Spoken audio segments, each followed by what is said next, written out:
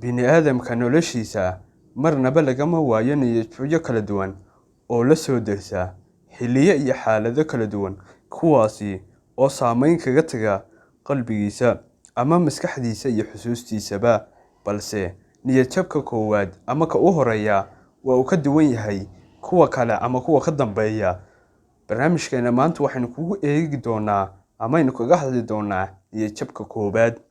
fadlan haddii aad channelka ku cusub tahay subscribe noo saar, sidoo kale riixo gambalka si muuqaaladeena markaan soo gelinaba ay kugu soo dhacaan.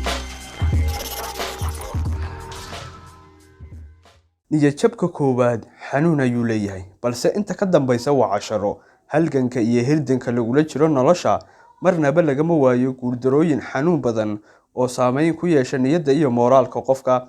taasina waxay u baahan tahay dhabar adeeg iyo geesinimo lagula tacaalo maalmahaas. marar badan oo qofku guuldaraysto waxa ka xanuun badan marka ugu horeysa ee qofku la kulmo niyadjabka koowaad ay sababtu tahay. niyadjabka koowaadi waa saldhigga iyo xarunta ay ka shidaal qaadanayso ama uu ka shidaal qaadanayo qofku in uu mar kale isku day sameeyo iyo inuu gebi ahaanba halkaas ku joojiyo hawshaas oo uu faraha kala baxo. casharada iyo khibradaha ayna siiyaan guuldarooyinku waxaa si dhaba u fahmo oo wax kala baxa qofka aan niyadjabka koowaad, labaad iyo ka saddexaad isku dhiibin. balse qofka isku dhiiba niyadjabka koowaadba waxa uu ka dhigan yahay qof tijaabadii ugu horeysay ku dhacay oo isdhiibayna waa sida qof dugsi galay oo uu diyaar ahaa inuu wax barto, balse imtixaankii koowaad markii uu fariistay loo sheegay in uu ku dhacay, kadibna dugsigiiba inta uu iskaga baxay sidaas kaga niyadjabay ama iskaga daayay waxbarashadii. noloshu mar walba ahaan mayso farxad iyo yididiilo. waxaa ku soo maraya maalmo aad u qadhaadh oo aad candhuufta laqi kari weydo. maalmahaas waxay kaaga baahan yihiin samir iyo dulqaad, sidoo kale in aad cashar ka barato waxyaabaha ku soo maray. maalmahaadagii sidoodaba waa tababarayaal nololeed, kuwaasi oo ku tusinaya wejiga dhabta ah ee nolosha. waxayna ku dareensiinayaan in tacabka iyo baraaruhu aanay dhayal ku iman, balse dadaal iyo dhabar adayg lagu kasbado. niyadjabka koowaadi waa tijaabada koowaad ee la mariyo qofka u diyaarka ah in uu galo halgan nafeed iyo mid nololeedba, lana dabaasho waayaha iyo duruufaha nolosha ee iskadgadinaya. qofka tijaabadaas ka soo gudba ee u adkaysta dhibta iyo rafaadka uu la kulmayo, haddana aan quusana ee guuldarrada casharada ka bartaa oo tijaabo kalena in uu maro diyaar u ah, waa qofka waayaha iyo marxaladaha kala duwan ee nolosha fahmi kara. halka guuldarrada iyo niyadjabka koowaad qofka isku daya inuu joojiyo ama isku dayga joojiya uu la mid yahay mid gebi ahaanba ku fashilmay nolosha oo la falgeli kari waayey waaqaca iyo xaaladaha kumeel gaadhka ee nolosha. ma jiro xaalad lagu waaraya abid nolosha dhexdeeda, ha ahaato farxad, murug, kufid, guul, yaraan, weynaan, dhalinyarnimo iyo waxa la midka ah. dhammaantood waa xaalado iswada beddelaya. adiguna haddii aanad mar walba diyaar u ahayn isbeddeladaas dhacaya ama isbeddelka dhacaya, waxaad ka dhici doontaa sallaanka nolosha, oo noloshu marnaba kuma siin doonto wax yaroo fudud oo aan hawl iyo qahar toona loo marin.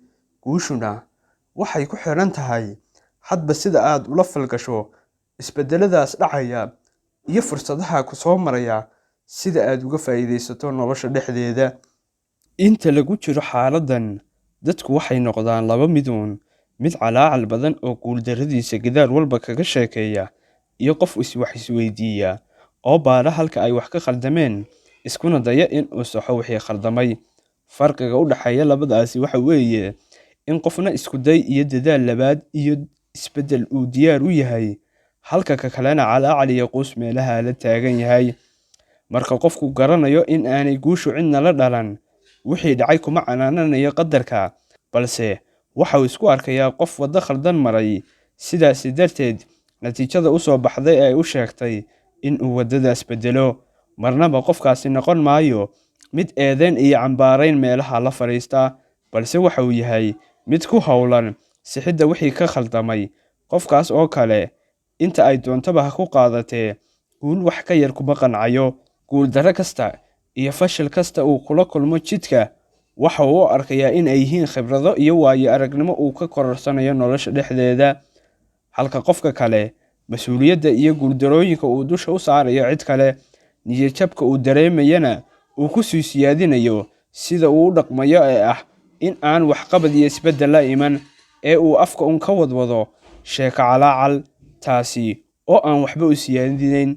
niyadjabka koowaad ee qofka la soo dersaa inta badan waxa uu muujiyaa kartida iyo firfircoonida qofka ay sababtu tahay. waxa kala caddaada qofka adag ee nolosha iyo waayaha la dabaalan karaa isaga oo xal u raadinaya wax kasta oo dhaca, halka midka jilicsani aan la dabaalan karin duruufaha adag ee nolosha, afka mooye aan go'aan iyo xal toona gaari karayn.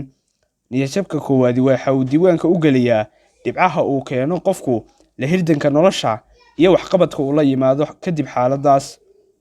intaas ayaynu ku joojinaynaa mowduuceena iyo muuqaalkeennii aan kaga hadlaynay niyadjabka koowaad iyo marxaladaha iyo waxyaabaha la soo dersa qofka.